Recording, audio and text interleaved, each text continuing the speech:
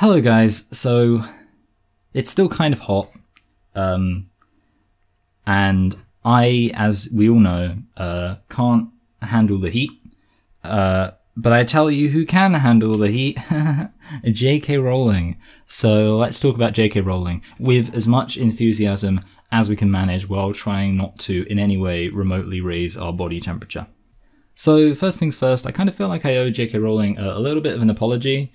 Because I've always said about J.K. Rowling, you know, that she has never made a kind of definitive statement relating to gender identity and, you know, whether or not, for example, biological males can be women. You know, J.K. Rowling's never given a statement on that. I think sometimes I've mentioned this just to point out that the attacks that J.K. Rowling is receiving are completely ridiculous, considering she hasn't even said that biological males can't be women, which is a completely fine thing to say anyway. There's no problem with somebody having, you know, an opinion about how the, you know, term woman should be defined. But she hasn't even come out and said anything about that. And sometimes I've said it as just a way to kind of deflect some of the criticism that's directed at her, even though, like I say, I don't think that people should be criticized just for saying that biological males can't be women. But also I've said this as something where I've been like, you know, you can't really make the intellectual case against gender identity extremism unless you're willing to take a firm position against gender identity extremism on the subject of gender identity. Now, I think my mistake has been assuming that the intellectual case is the case that matters the most. I do think the intellectual case matters. I do think it's worth making actual arguments against gender identity extremism, and also just showing the innumerable examples of when gender identity extremism is just completely wrong in terms of literally everything they say.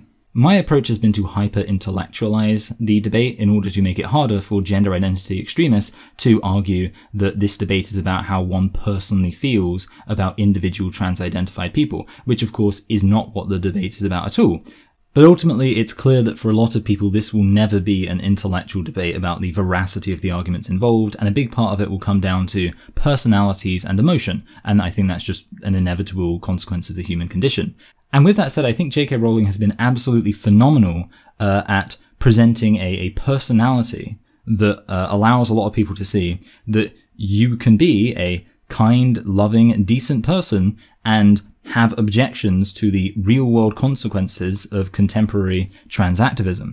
I also think J.K. Rowling has done a really good job at saying things which emotionally resonate with a lot of people.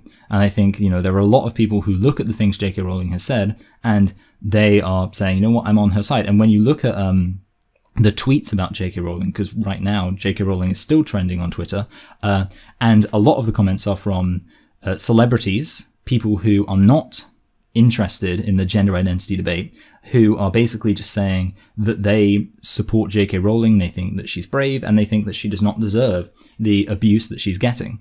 And of course, that is something which is incredibly effective in terms of turning the tide against gender identity extremism and peak transing a lot of people. So with all that said, just to prove that I'm not completely useless, I do just want to look at some of the arguments that have been used against J.K. Rowling, and particularly against her character, to just show how bizarre they are. And I think the first one is the one that's been the most prominent recently, which is a out-of-context quote of J.K. Rowling saying, "I've ignored porn tweeted at children." Now, just on the surface, this argument is absolutely bizarre, and I can't believe that anybody even tried to make it as an argument, as a criticism of J.K. Rowling. And then there were people in the comments section saying like, hey, yeah, this is a legitimate criticism of J.K. Rowling. And you look at what the criticism is. The criticism is that trans activists tweeted pornography at children.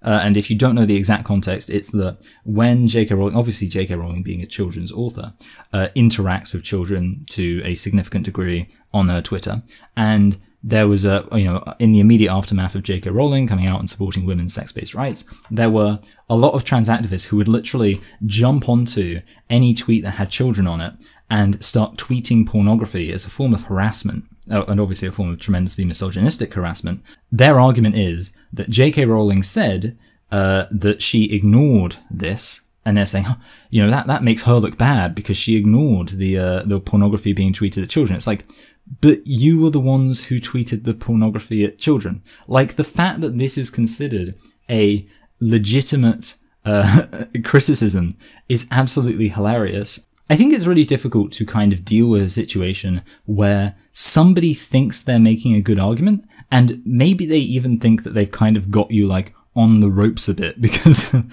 of the force of their argument that they've got against you. And you're just sat there like, this isn't like a good argument at all. And it's almost like you don't even want to take it seriously as an argument because it's so ridiculous.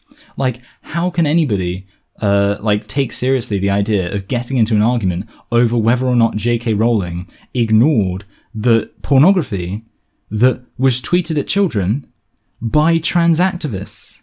Like, how is that a discussion worth having? It's literally just like the very premise of that, the fact that trans activists are having this discussion, where the very premise of it is that they're kind of horrible, abusive people who, you know, clearly have no moral grounds to stand upon. The idea that that's the argument they're bringing, is absolutely insane, and I just cannot get over it. So with that said, it's really farcical to me that I'm now about to show why this is a bad argument and doesn't actually work. Which again, I can't believe I even need to do that because I can't believe this was being brought up as an argument in the first place. But just for the record, here's why the argument is terrible. So this was just the first tweet in a multi-part thread, but it basically covers all of the context necessary. It says, I've ignored fake tweets attributed to me and retweeted widely. I've ignored porn tweeted at children on a thread about their art. I've ignored death and rape threats. I'm not going to ignore this. Now, all we have to do to understand this is understand how the English language works. So basically, if you say, I'm not going to ignore this, what you're, in other words, saying is within this context, what does it constitute to not ignore something? And we then see that J.K. Rowling, of course, with this being part of a thread of multiple tweets, is now going to bring attention to a specific thing. In this case, it's a misrepresentation of her views regarding medication for mental health issues. The point being, she's saying, I'm not going to ignore this, meaning not ignoring in this context is bringing attention to something publicly. That's what she's saying. So you then use that, this isn't hard, you use that knowledge of what ignore means in this context to interpret the rest of what she's saying. So if not ignoring means bringing public attention to something, then ignoring in this context just means not bringing public attention to something. So all J.K. Rowling is saying here is regarding the three other things she mentioned, she has not brought public attention to them. But she is going to bring public attention to this thing because she feels like it's important to refute this claim being made about her. And of course, it does not preclude, in any sense, the possibility that J.K. Rowling, in a non-public way, like privately reporting, dealt with many of these things. And I think it's quite likely that for a lot of the things she mentioned, she would have done precisely that. And indeed, later on, she went to say that she did report, and I would probably guess block, the accounts that were tweeting pornography. Now, I did see some people hilariously like not understanding this logic and being like, so you're saying that ignore means not ignore? You're saying that ignore means do something about? That's not what the word ignore means, but that's not how it works. That's not how, like, using context to determine what a word means in a specific context is not the same thing as thinking that word means the opposite to what it means. The point is, nobody's saying that ignore means do something about. What they're saying is ignore doesn't preclude the possibility of doing something about it. I think maybe one way to try and help these people understand the logic is just to use a more exaggerated example. So if you imagine two nations, it's possible that there may be a series of gaffes or insults which one nation might say publicly declare as bad. They might say, we disagree with this, we disagree with this, we disagree with this. And then the offending nation then actually commits a physical attack against this other nation. It's entirely likely that the leader of that nation will say, we ignored this and this and this, but we're not going to ignore this. Now, what does that mean in that context? Well, not ignore this means probably retaliating physically. And therefore you can conclude that ignore in this context means not retaliating physically. So that person is not contradicting the fact that on the first three instances they did give public statements of disagreement. They're saying that compared to the physical altercation that's about to ensue, what they've done heretofore could be classified as ignoring. Basically, in summary, ignoring is a relative concept. It depends on the context of what you're talking about, and it depends on the severity of the thing you're talking about, although not always. It could also depend on kind of just how personally offended you feel by a particular thing. And, you know, there are many instances where I've probably acknowledged something in some way, but then later on gone on to acknowledge something else in a much more deeper, meaningful way, which means that the previous acknowledgement of whatever the thing was would, by comparison, be rightly described as ignoring it. I mean, I actually just thought of another example that relates to me, which is, as somebody with kind of OCD, there are lots of things which I have to ignore. And in that context, ignore means not really even think about them. Like, if I'm thinking about the things, then I've failed to ignore them. But by contrast, there's many other instances where I could think about something and be said to have ignored it. So I could see a really stupid tweet, for example, and I could think about it. I could think about how stupid it is. But if I didn't do anything, you know, to actually respond to it, then I could say that I've ignored it. So again, just another example of how ignoring is a relative concept. But the people who don't understand this seem to be trying to make one of two criticisms, or sometimes I almost wouldn't be surprised if they make both criticisms at the same time, even though they're contradictory, against J.K. Rowling. The first one, and the more kind of bizarre one, in some sense, they're both bizarre, would be to say that she's a liar because she said she'd ignored the pornography tweeted at children, but she hadn't really, because she'd reacted to it in some way, which again is just not understanding how people can use the term ignore to mean different things in different contexts. Like, this is really basic kind of communication in the English language. So yeah, accusing J.K. Rowling of being a liar, which in itself is just like a pretty weird criticism anyway, because like, what does that help you achieve? Like, we say, like, okay, J.K. Rowling kind of miscommunicated by saying that she ignored tweeting at children, you know, tweeting pornography at children, even though she didn't really ignore it. Well, okay, does that really help as an argument? Now, the alternative argument is that when J.K. Rowling said she ignored pornography tweeted at children, that was a slip-up. Like, she said it and she exposed herself, because she showed that she didn't really care about pornography tweeted at children because she ignored it. So that must mean she doesn't really care about it. Which is, again, like a bizarre argument because, one, again, it's criticizing J.K. Rowling for ignoring the horrible things that trans activists were doing. So if that's your argument for J.K. Rowling being in some way worse than trans activists, then it's a really weird argument. And second of all, it's like, so you think J.K. Rowling like accidentally just admitted to not caring about this? And thirdly, what is going on in your mind where you think that J.K. Rowling wouldn't care about this? Like, J.K. Rowling is a children's author. Why do you think that she would not care about pornography being tweeted at children? Of course she would. She's just saying that she didn't want to bring public attention to it. How can you not understand this? I don't get it. It's literally like, and that's kind of the point. Like, this is a really bad argument. And yet there have been people like pushing this argument, like over the past couple of days, being like, oh, look at this argument against J.K. Rowling, we're going to refute her. And it's like, literally, gender critical people, anybody who's an ally of J.K. Rowling, is just laughing at this argument because it's so terrible.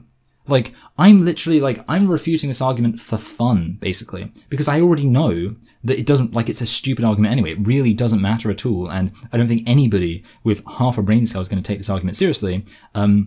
And therefore, you know, like, there's really no point refuting it, because I think anybody who's smart enough to understand a refutation would already understand the argument's terrible. And obviously the few people who actually genuinely think this is a good attack on J.K. Rowling's character are going to, of course, not be able to understand, no matter how much you try and hammer it into their heads, why it's a completely terrible argument. Because if this is the kind of argument where if you accept it for a second, then I don't think that you have the mental capacity to ever be reasoned out of accepting this as a good argument. Another thing I just wanted to touch on with the J.K. Rowling thing is the way that, like, certain arguments which in the past would not have been considered particularly effective or meaningful arguments are now recontextualized as being part of this grander narrative of J.K. Rowling being a horrible person. And I think there are, like, several examples of this, but basically they're things which were kind of always criticisms in the background, but like minor criticisms. And now J.K. Rowling has come out and supported women's sex-based rights. Now they're being reinterpreted as like I say, part of this grander narrative. She's a horrible, evil person.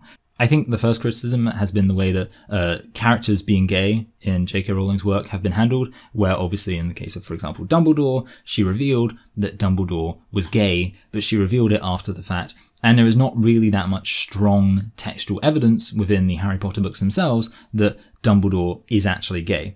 And a lot of people have kind of said that's sort of like a bit of an insincere attempt at representation and inclusivity, and it sort of rubs them the wrong way to be like, okay, you've said this character is gay, but then you've not really actually put your, pen where your mouth is and actually written out anything that meaningfully speaks to the character being gay.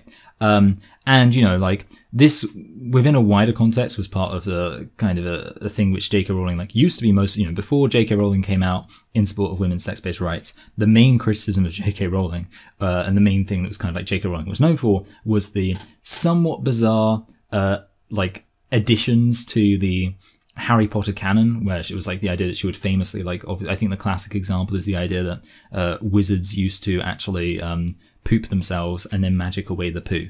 And you think to yourself, okay, that's kind of a funny thing to add. But, it was considered like a joke. Nobody was seriously kind of presenting this as a criticism. And the idea of, J.K. Rowling coming out and just adding on this extra thing after the fact, kind of unnecessary, superfluous detail to the Harry Potter universe wasn't considered like a serious criticism of J.K. Rowling. But, obviously I can understand why you might say that just saying like after that, oh, by the way, this character was gay. Yeah, sure. Is it like the kind of inclusivity that you might actually want as a gay person engaging with Harry Potter? Well, no, maybe you actually want to see something a bit more sincere. I mean, I remember in my Goblet of Fire review, I said that Cedric Diggory in Harry Potter should have been gay because that would have been so hot. But that's the thing. You can say like, oh, it would have been nicer if the character was a bit more gay, but that's kind of where the criticism kind of ends. But now, because J.K. Rowling has come out and supported women's sex-based rights, now this is being reinterpreted as J.K. Rowling must secretly hate gay people, and that's why she didn't include any textual evidence, any strong textual evidence of characters being gay in the books themselves, but later on said the characters were gay, or said, that one particular character was gay, because that shows that she hates gay people, or like she doesn't really care about gay representation or something like that. But again, the problem is this was all stuff that's just been reinterpreted after the fact. Before, people would just say, well, you know what, J.K. Rowling, for whatever reason, she didn't quite hit the nail on the head when it came to inclusivity of same-sex attracted people. There's all sorts of reasons why that could have been the case, but it's probably, not because of some kind of genuine, meaningful character fault from her. But now it's become like, oh, she secretly hates gay people. Now, the other criticisms of J.K. Rowling are even more bizarre. The first one is the Goblins. So, obviously, the Goblins have big hooked noses and they like money. Now, the thing is, this is quite a common thing for goblins, in fantasy. The whole goblins having hooked noses and things like that, that's just part of that's a very common thing for goblins. And then aside from that, the idea that they like money, well, goblins are typically shown as kind of living in mountains, and, mountains obviously in fantasy are usually shown as being filled with riches and gold. And yeah, there are certainly plenty of, fantasy depictions of goblins which show them, liking shiny things, liking precious metals, things like that. Basically in some ways being like a foil to dwarfs, who are usually presented as slightly, nicer characters. What you have here is basically J.K. Rowling introduced basically continued on a well-established fantasy trope by having goblins be bankers. That's it.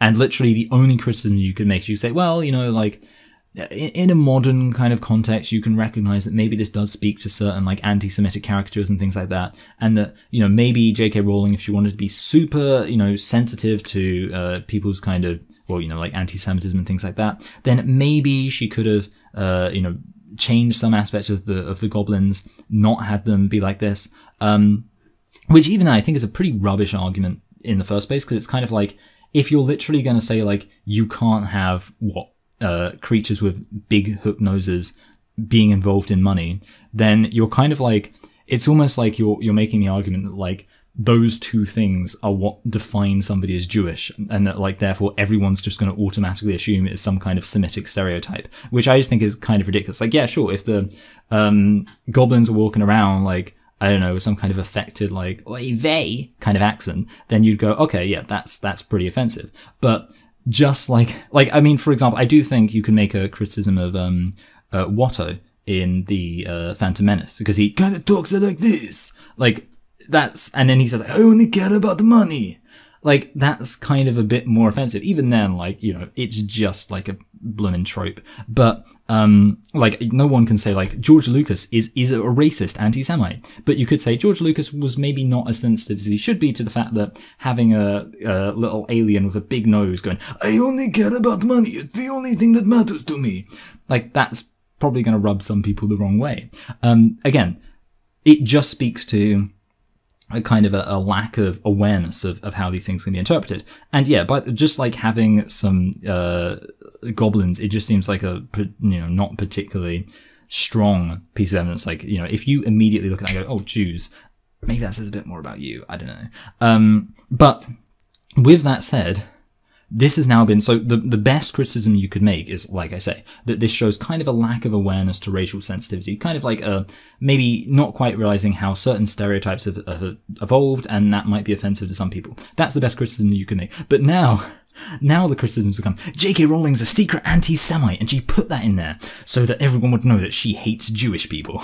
And no other evidence for it, by the way. There's no other evidence that J.K. Rowling is anti-Semitic, except for the fact that there are some characters who are goblins who have money, and that must mean Jewish people.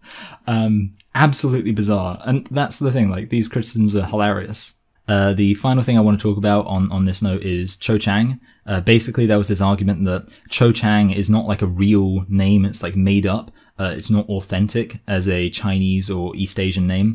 And that's, you know, suggests that J.K. Rowling was maybe a bit lazy in terms of naming the character. Now, admittedly here, I decided to do something which I don't do perhaps as much as I should, which is just Google. Like, one of my kind of ideas is I like to sort of just argue from logic. So I tend to assume the premises of the people I'm arguing against, like assume those premises are true, and then point out why the logical conclusion is not what they're presenting, like why they're actually using those premises to arrive at a wrong conclusion.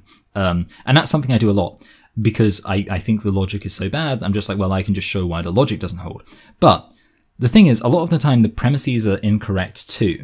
And sometimes if I just like Googled a statement, I would actually find that it's not true. And in this case, I decided to just Google, like, is this claim about Cho Chang, is it actually true that it's not a Chinese name? And I found a subreddit on like Chinese linguistics, and I was reading it, and basically it not only said that Cho and Chang could easily be authentic East Asian and Chinese names, but also, and this is what I found particularly funny, and it's something which you would probably know, I mean I knew this, there isn't really a standard romanization for certain Chinese names.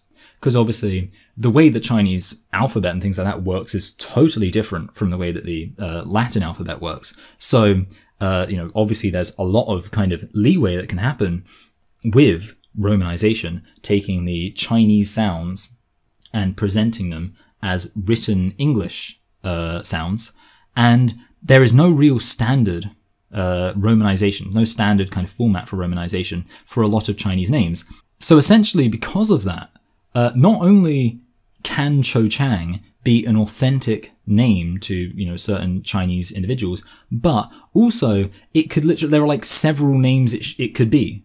So not only could it be a authentic Chinese name, it could be several authentic Chinese names, because there isn't a clear defined rule on how certain names can be transliterated into the Latin alphabet. And by the way, you can see this with other things. For example, the obvious example would be Muhammad. If you don't know, Arabic is an abjad, which basically means it does not have vowels clearly communicated. I think there are sometimes diacritics that can mean that you can sort of tell what the vowels are.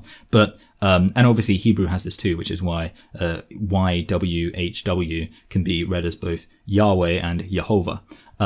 So there we go, like abjads, they're a thing. Not every single language has vowels. And because of that, you can have all sorts of different spellings of Muhammad. You can have Mohammed, Muhammad, Muhammad. Like, there are so many different spellings because there is no standard way to Romanize it. And therefore, like, that's the basic concept. And it's the same thing with Chinese, except it's kind of in reverse. So several different names can be Romanized in all sorts of different ways. So not only is this argument wrong, but it's almost as wrong as it could possibly be when you consider the fact that not only is there a name which could be written in English as Cho Chang, there are several Chinese names that could be presented in this way authentically in the Latin alphabet. But the point is, and this is where I do the whole logic thing again, that even if we did grant, despite all of the evidence against this claim, that Cho Chang shouldn't count as a real Chinese name, even granting that, the best case scenario here is you say, okay, J.K. Rowling, I guess, was kind of lazy just coming up with a name that sounded Chinese, which, by the way, I think the problem is the actual argument isn't that this name couldn't possibly be Chinese. I think the actual argument is in Chinese, the specific way names work, you wouldn't really get this exact kind of name. I don't think it's as just saying oh, Cho Chang, those just can't possibly be names. The argument is instead in, the specific culture, it's they wouldn't really kind of put those two names together for some reason, things like that. Which is, so it's not just that J.K. Rowling made up two random sounds that she thought sounded Chinese. The argument is more well, she didn't really appreciate the naming conventions of certain Chinese or East Asian cultures and things like that. But the point is that this has now been recontextualized in terms of J.K. Rowling, she's a massive evil bigot and she just hated Chinese people. She hated Chinese people, and the way she decided to show her hatred for Chinese people was by ignoring the conventions of Chinese naming. She was yeah, I'm just gonna not learn about how Chinese people Chinese names and come up with a name that's super ultimately undeniably authentic because that's just how you show that you hate Chinese people, I guess. So the ultimate point I'm getting at here is you kind of have three arguments: the kind of gay thing, the Jew thing, and the Chinese thing, which yeah, sure, you could maybe say there's some sort of very slight grounds for saying oh, it could have been maybe handled a little bit better. But now, because J.K. Rowling has they've decided now she's one of the bad people, they've now decided that all of this stuff, which before they wouldn't have cared about this stuff, they didn't really they weren't serious oh, this shows some really horrible things. It was just a mild kind of criticism before, but now it's become a huge criticism and recontextualized, I say, as just being evidence that she's an absolutely horrible person. And I just think it's so hilarious how transparently insincere they are, that they didn't care about this 1/100th as much before J.K. Rowling came out and supported women's rights, and now that she has, suddenly it's all evidence of just how absolutely horrible J.K. Rowling must be. It's just complete nonsense. I think what's kind of funny about this whole thing is that you look at where J.K. Rowling is now and you kind of think she's probably in a different place kind of mentally from where she was just over a year ago when she first started really tweeting about this issue. And in some sense, you could say she's been radicalized, but radicalized in the cool way, radical, man. Radicalized is in, not only in terms of radical feminism, I don't think it would be accurate to describe J.K. Rowling as a radical feminist, but radicalized in terms of more assured in her beliefs, and also more aware of how deep this rabbit hole goes and how serious it is and how much of a genuine threat it is to women and also in a wider sense to society itself when you look at free speech and things like that. And of course, many other groups as well, by the way, obviously, same-sex attracted people and things like that. But, I think she's probably more aware of that now. I would assume, the first couple of tweets, I think maybe there was a degree of kind of tentativeness to them. I don't think that J.K. Rowling felt the same way about trans activism a year ago as how she would feel about it now.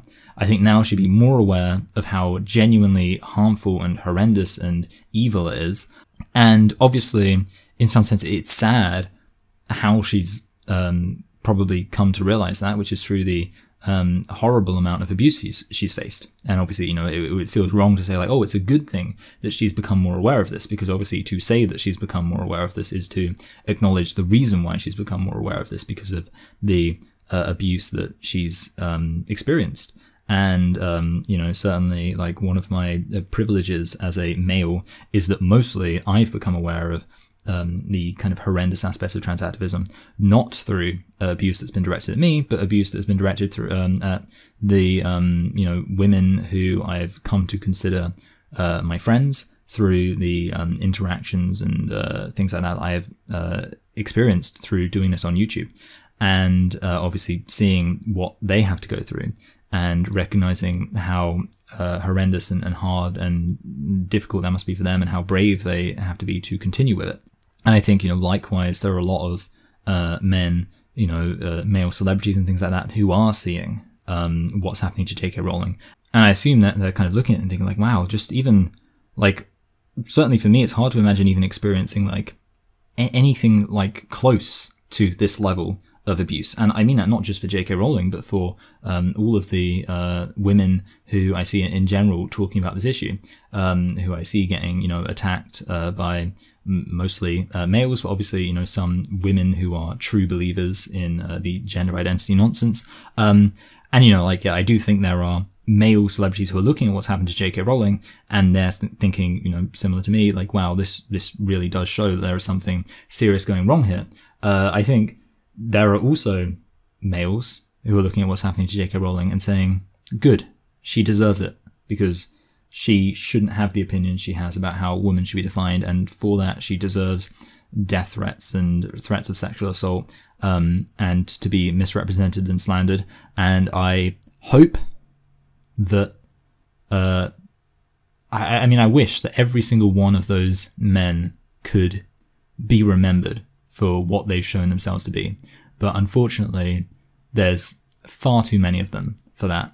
So I guess I just hope that one day things get better, and I think things will get better, and I hope that they remember who they were and where they stood on this issue, because I don't think it will come to reflect well on them. Anyway, I think the interesting thing is that there will be gender identity extremists who will look at J.K. Rowling and say, oh, look, she's become more radical, more extreme, she's tweeting about it a lot more. We keep abusing her and she won't be silent. I don't know what else to do. Like, they have one strategy and it's not working and they can't handle it. And I think it's really interesting. There are a few, kind of political and certainly religious movements where literally their go-to strategy is just, well, let's try yelling at it for a while, see if that fixes the problem. And of course, the tragedy is sometimes it does. Sometimes people do get shouted at and yelled at, and then they stop. I mean, there are so many, like, when people ask me about how did I get into kind of gender critical views for the first time, it's kind of very sad for me, because, like, I find myself mentioning so many female YouTubers who were, kind of my first insights, I guess, into this world and like why they believe what they believe. And, the first people that really got me to recognize that there is, genuine problems with gender identity extremism, and none of those channels exist anymore. They've all, either they got deleted just again and again and again from YouTube because of, mass reporting, or they just stopped making videos because they couldn't, withstand the abuse anymore. It's just got too much for them. So I think it's, like J.K. Rowling making the stand she's making is so kind of powerful and emotionally resonant with me for that reason. And I'm sure it's even more so for the women who actually go through this themselves. And, can see that J.K. Rowling is taking a stand, and I think that is inspiring them. And I think J.K. Rowling is inspiring so many women, and that's really awesome. And compared to all of this, I think it's why it is so hilarious to just look at the arguments that gender identity extremists are actually trying to bring against J.K. Rowling, and they're just so bad. And you realize, like, this is why when they have anonymity and the mob on their side, they don't go for arguments, they go for abuse. Because these are the arguments when they're actually trying to make an argument. This is the kind of stuff that they come up with. And yeah, they'll look and they'll say, oh, J.K. Rowling, she's become so radical. How did this happen? Oh, probably because she's just an evil person who, was seduced by the dark side. And the reality is, no, it's you. You're the ones who, like, made this happen. And, you inevitably will just keep pushing. Like, that's the thing. I think they will just keep pushing harder and harder and harder, getting angrier and angrier and angrier as it becomes less and less effective, because more and more people see through the nonsense. And I think, they're just going to be stuck in like a self-defeating spiral of anger at the fact people disagree with them, which causes more people to disagree with them because they see how irrational they are, which causes more anger because more people are disagreeing with them, which causes more people to disagree with them because they see how even more angry they are. And that's the thing, like, I think that's what J.K. Rowling's kind of started. I think there are certain ideologies that are prone to self-destruction, and essentially they're any ideology which has never actually got to the position it's in based on arguments or reason, but always through essentially controlling people, controlling their thoughts, controlling their behavior, and, you know, essentially in a wider sense, controlling the narrative in society. And of course, the reality is it only then takes one thing to get the ball rolling, and at that point, any ideology is completely powerless to stop the kind of tidal wave of people who will just realize that there's nothing there. I mean, you know, it feels like such a cliche thing to allude to, but they will realize that the emperor has no clothes. And, you know, there's not, once people start pointing it out, you can't prove that actually the emperor does have some clothes because, you know, hey, maybe clothes don't really exist in material reality. I mean, who's to say what are clothes and what are naked? Maybe being clothed and being naked, it's a spectrum. And, you know, perhaps the emperor identifies as wearing clothes. You can't do that. Once people see through the logic, your nonsense no longer has any power. So, all of that said, that's the video over. Please do share and subscribe and like and comment to let me know how much you appreciate J.K. Rowling. Can we get this video to 5,000 likes for J.K. Rowling? Hit that, smash that like button if you love J.K. Rowling. There we go. That's that. I've officially successfully used J.K. Rowling's popularity to advance my own, you know, algorithm stuff, so that's good. No, but in genuine honesty, I do think the algorithm is pretty useful in terms of not, you know, fading into obscurity. So thank you to everyone who interacts with the videos in any way. And also, if you do want to kind of get involved financially supporting this stuff so I can make more videos, or if not make more videos, then make videos where I kind of have more time to kind of prep and like research and stuff, then you can of course give on Patreon. You know, any small amount helps, and I'll just say thank you to my current patrons: Hannah, Kirsten, Stephen, Nancy, Rubble, Lizzie, Jessica, Constant, Adriana, Harper, Alex, Leica, Jane, George, Katie, Ryan, Vishnuvius, That Feminist, Lily, Emily, Frederico, Evan, Philip, Hannah, Sophie, Jamie, Lena, Julie, Dustin, Rashmi, Marion, BJ, Joshua, Marina, Sam, Sarah, Kathleen, Jelena, Alexandra, Emma, Owen, Sarah, Ibishka, Chris, Clara, Amy, Gifka, Corey, Grape, Raze, Janet, Vince, Colin, Radio, OMG, Sad, Barnaby, Windsprite, Emma, Doubting, Chris, Gail, My Dude, Esme, Rachel, Radic, Tracy, Furiosa, Laurie, Alex, Rachel, Molly. You're all very appreciated.